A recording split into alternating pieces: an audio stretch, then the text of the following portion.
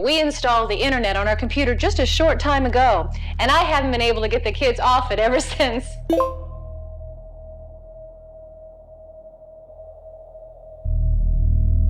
You scroll Reddit every day, and you never think twice about the strangers behind the usernames. People posting memes, answering questions, arguing in the comments. Just ordinary internet noise. But sometimes, one of those usernames belongs to someone hiding something far darker than anyone could guess. About 4 years before a family of 6 was found dead inside their home in Texas, one Redditor quietly left a comment that, in hindsight, reads like a confession long before the crime ever happened.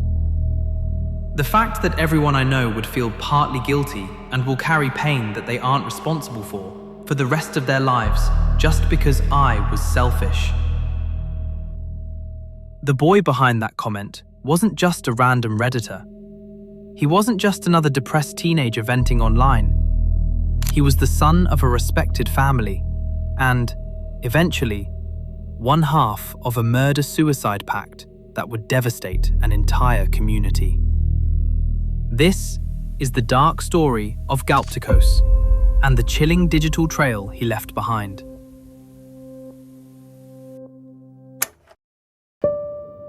When you look at this Reddit profile, nothing stands out at first. 16 posts, a handful of meme comments, gaming discussions, jokes. The kind of account you scroll past without thinking twice. But what most people don't realize is that, despite posting very little, he was extremely active across more than 20 subreddits. Most of what he said online wasn't on his profile.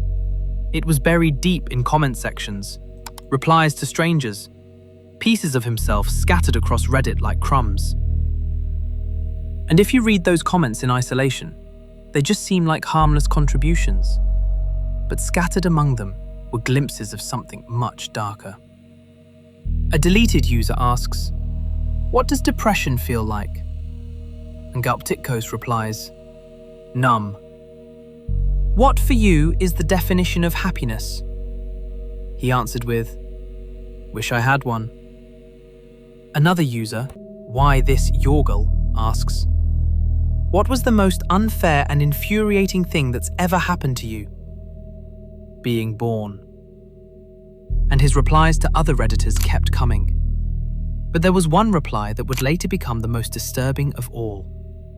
On May 5th, 2018, a deleted user asked, "Redditors with depression, what kept you from killing yourself?" Multiple users replied, including galpticose. "The fact that everyone I know would feel partly guilty and will carry pain that they aren't responsible for the rest of their lives just because I was selfish." At the time, people saw it as tragic, honest, maybe even relatable. But no one reading it knew that this wasn't just a thought. It was a belief system, one that would eventually evolve into something catastrophic. Because the boy writing that comment wasn't just talking about himself. He was already beginning to justify something far darker. Police continuing to investigate a murder-suicide that left an entire family dead. It happened early Monday. Allen police believe 2 brothers responsible were battling depression. Behind the username Galpticose was a young man named Farhan Tawheed. He was 19 years old, a computer science student, born to a Bangladeshi-American family living in Allen, Texas, a quiet, suburban area where nothing like this had ever happened before. To his friends and teachers, Farhan wasn't a threat. He was clever, soft-spoken, and talented. Someone who excelled in school. Someone who people expected to go far. But quietly, he was falling apart. Farhan had battled severe depression since the 9th grade. He described it in his own writings as something that hollowed him out, day by day, until even simple tasks felt impossible. He struggled to sleep, to enjoy anything. He struggled to feel human. On Reddit, those feelings slipped through in small, almost forgettable comments. But in real life, the consequences were heavier. By early 2021, Farhan had dropped out of the University of Texas at Austin, unable to cope with the academic pressure, the loneliness, and the depression that had consumed him. He moved back home, where the family did everything they could to support him. To the outside world, the Tawhids were a warm, respected family. Kind, generous. The sort of people neighbors describe as the nicest family on the street. No one, absolutely no one, expected what was coming. Farhan had an older brother, Tanveer Tawhid, aged 21. Tanveer was smart, socially anxious, quiet, reserved. Someone who struggled in ways even the people closest to him didn't fully understand. Tanveer's depression was even more severe than his own. The two brothers leaned on each other. They talked openly about their mental health, and eventually, they began fantasizing about ending their lives. At first, it was just an idea, a way to escape pain. But over time, it became a plan. There was one belief Farhan repeated a few times on Reddit, almost like a mantra. If I die, my family will suffer forever. Most people read that and saw empathy. A young man who cared too much about hurting the people he loved. But Farhan didn't see it that way. Instead, he twisted that idea into something horrifying. If his family would suffer because of his suicide, then the logical solution, in his mind, was to remove that suffering entirely. This wasn't just depression. It was a warped utilitarian logic, one that resurfaced again and again across his posts. And eventually, it became the foundation for a murder-suicide pact. In February 2021, Tanveer approached Farhan with a chilling proposition.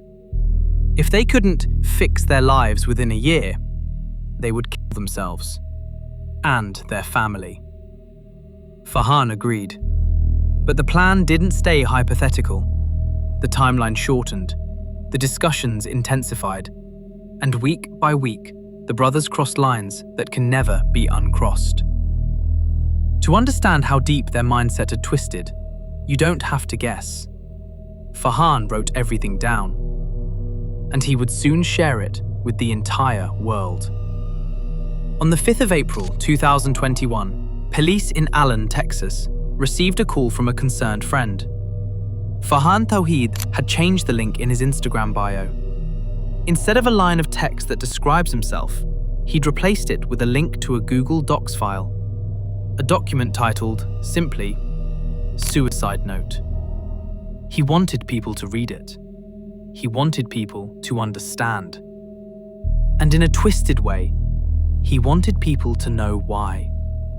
At 1 a.m. on April 5th, officers arrived at the Tawhid home. The house was silent, lights still on, cars in the driveway. Inside, they found all 6 family members deceased. The scene confirmed exactly what the note had promised. The note had been written days earlier, and it laid everything out, step by step, in Farhan's own words. The suicide note wasn't short, it wasn't emotional, and it wasn't the kind of desperate outpouring people might imagine. It was long, structured, detached, and written almost like a manifesto. It's pages and pages long, 12 pages to be exact, so I won't read every line. I'll just skim through the parts that reveal how Farhan was thinking in the hours prior to the murders. He began with a sentence so blunt, it almost doesn't feel real. Hey everyone, I killed myself and my family. He opens with it casually, as if he's announcing the start of a blog post rather than explaining a massacre. And that tone continues throughout. Then he moves straight into a summary of his lifelong depression. For those who don't know, I've had depression since 9th grade. Not the, damn, I failed my test depression, but the, I only cut myself twice today, that's better than usual, kind. He then describes the first time he self-harmed, dates, details, the feeling of relief. It reads almost like a diary entry, And then he shifts into something else entirely. Farhan believed that nothing in his life, friendships, school, relationships, success, could fix the way he felt. Even when life objectively improved, he wrote that the depression stayed. My life was perfect. That was the issue. To him, happiness wasn't possible. And if happiness is the only point of life, as he argues again and again, then life itself, in his mind, had no purpose. He tries to explain this with logic. Pure logic, as he calls it. Anyone who knew me knew that I operate on pure logic. Every decision I make is based on a pros-cons list, including the one to kill my family. And then he states his conclusion, almost proudly. If I killed just myself, they would be miserable. So instead of having them deal with the aftermath, I could just do them a favor and take them with me. It's almost as if he's solving a maths problem. It is one of the most chilling rationalizations ever put onto paper. There is nothing logical about it. But inside Farhan's collapsing worldview, it felt logical. He genuinely believed he was sparing them pain, not causing it. Then comes the moment everything crystallized. He describes the night his older brother came into his room. If we can't fix everything in a year, we'll kill ourselves and our family. That was the pact. A countdown on 6 lives.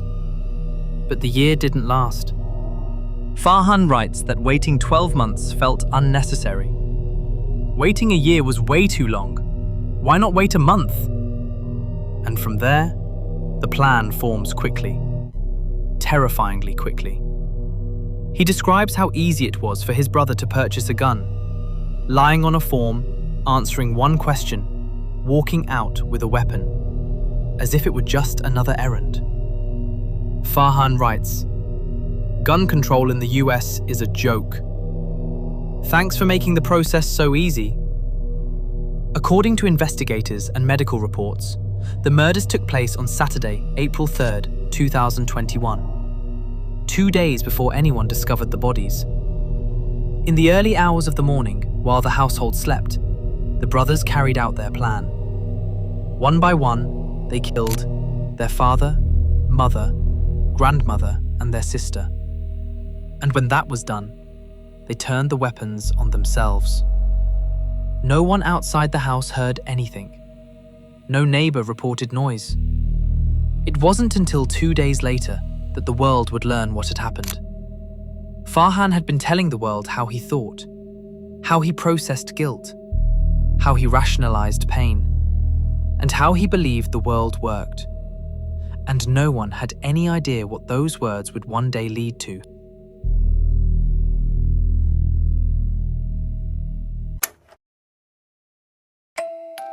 Introducing Macintosh. It does all the things you'd expect a business computer to do. It does a lot of things you wouldn't expect a business computer to do. And it does some things no other business computer has ever done before. Of course, to do all this, you will have to learn to do this. Have any of your former classmates ended up being criminals?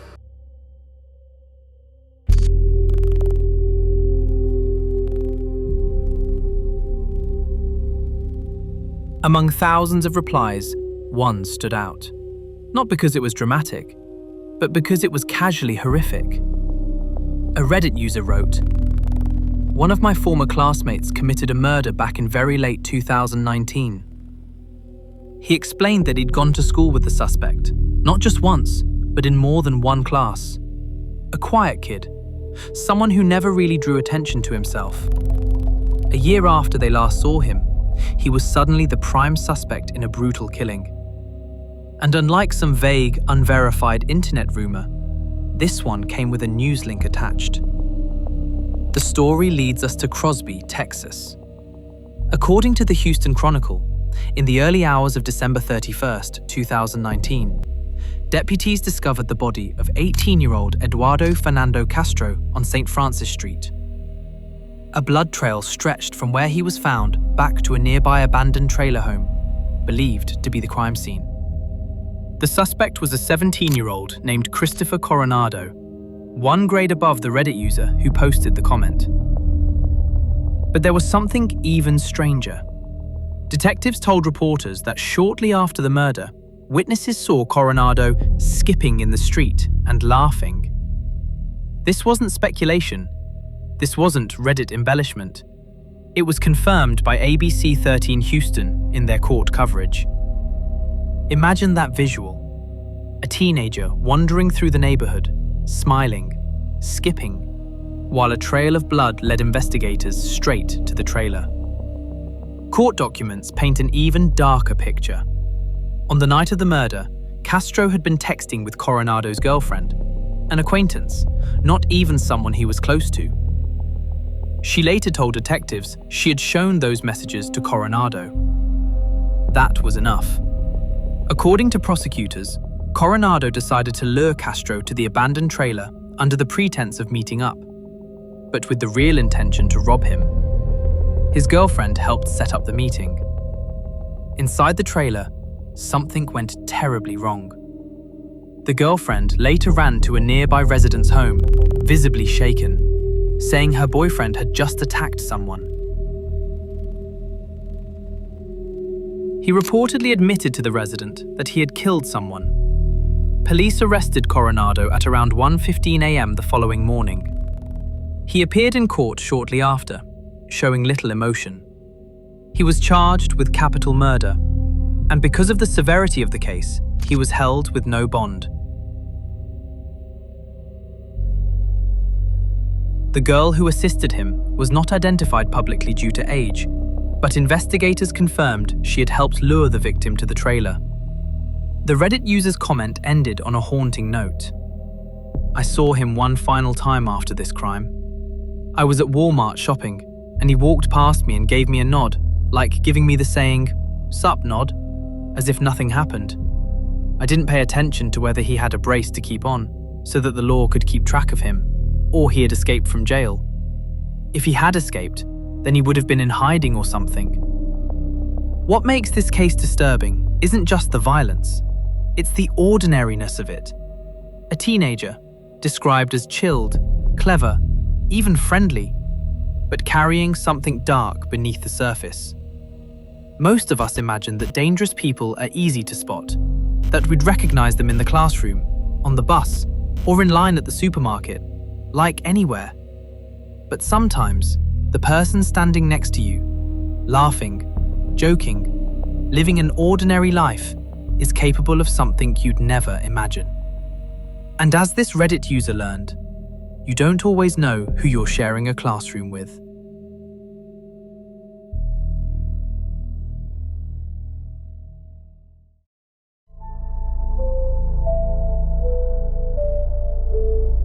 Every now and then, someone posts something that doesn't feel like it belongs on the internet at all. Something real and heavy. Something that, in any other situation, would be shared only with police, lawyers, or close friends. And yet, they come to Reddit. These posts reveal a side of Reddit that's far darker and far more disturbing than most people ever see.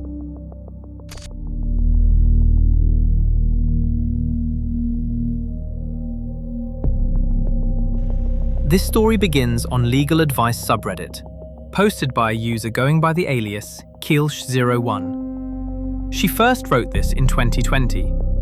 By then, she had already spent years trying to rebuild her life after something that should never have happened to anyone. Something violent, terrifying, and deeply violating. She did everything right.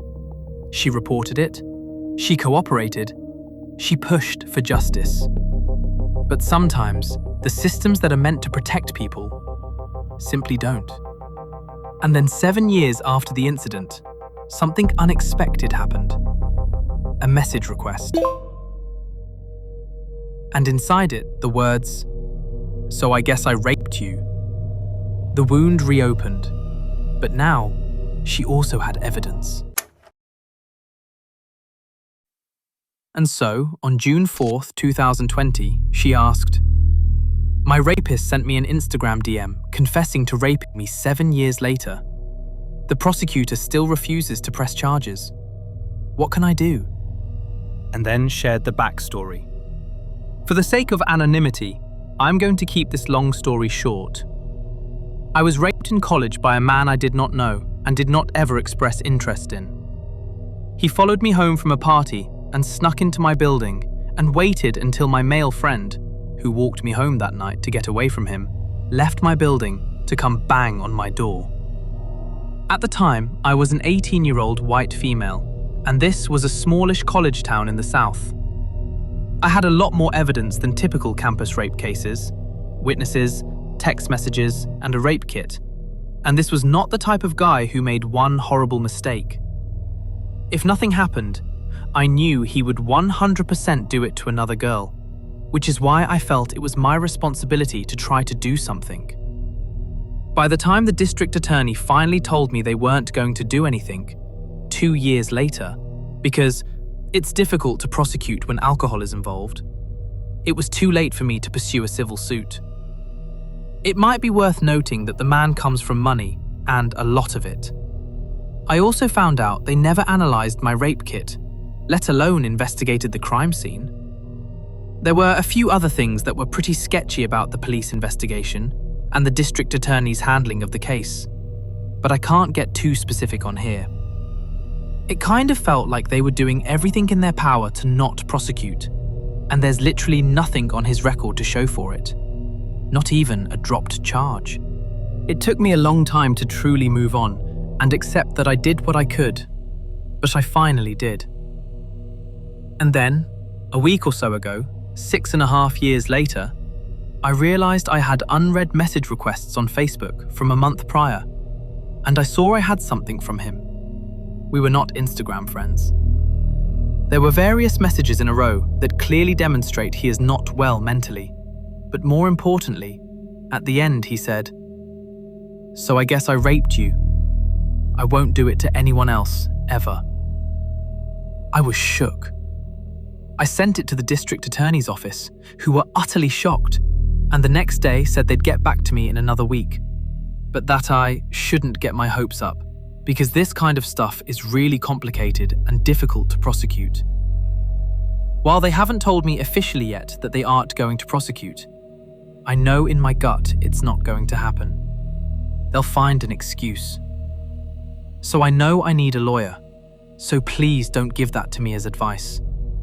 I am posting this question to see if anyone's ever been through anything similar and knows of non-profits, resources, or pro bono lawyers who might be able to help. I can't sue him, statute limitations, and I can't really sue the government, uphill battle. But I also can't just let this go again. If there's anything I've learned recently, it's that things, systems, don't change by staying quiet. What can I do to both get a mark on his record and shed light on the justice system that failed me and I'm sure many others? After her post went up, it didn't take long for people to respond. In fact, the thread exploded. Thousands of users read her story, and many of them were furious. Not just at what had happened to her, but at how completely the system had failed her at every stage. Some users focused on the evidence, urging her to preserve everything as securely as possible. Several pointed out that screenshots weren't always trusted in court, and recommended pulling a full data download from Instagram, something that would show the message in a format far more difficult to tamper with. Others suggested taking photographs of the message on her phone using another device, to prevent accusations of editing or manipulation.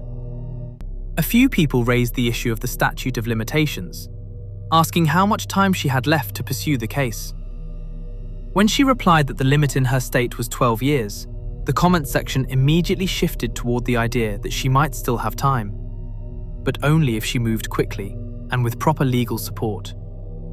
Many users encouraged her to reach out to organizations and advocacy groups. RAIN, the National Sexual Violence Resource Centre, and other victim support groups were mentioned repeatedly.